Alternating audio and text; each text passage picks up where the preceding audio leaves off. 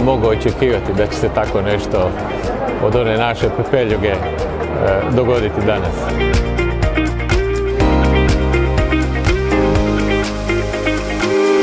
Više od brenda, više od vina, to je Istra.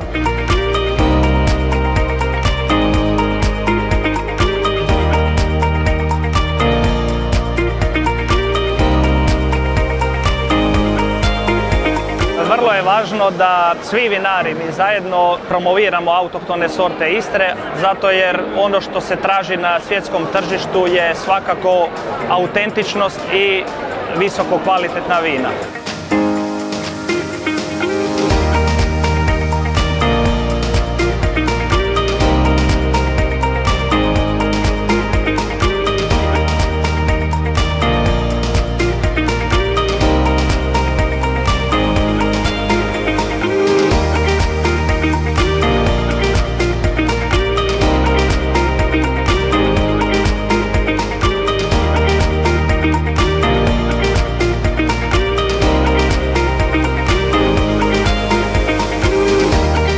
Istra je pravi brend u promociji hrvatskog i istarskog turizma i samo tako naprijed.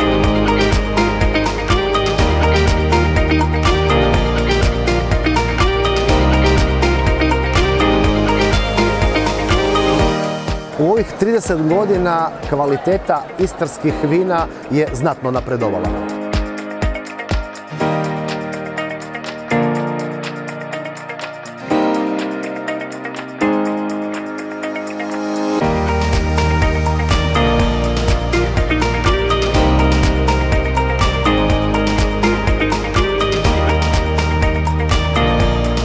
Veliku ulogu u napretku vin Istre i rastu kvalitete vina imalo je svakako obrazovanje.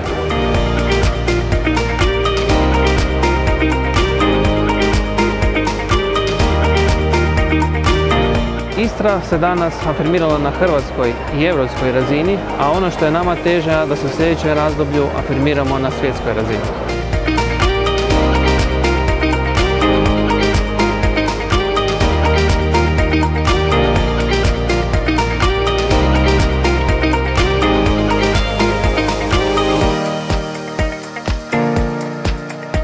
Hvala vam što ste s nama proslavili 30. Vinistru. Vidimo se sljedeće godine na 31.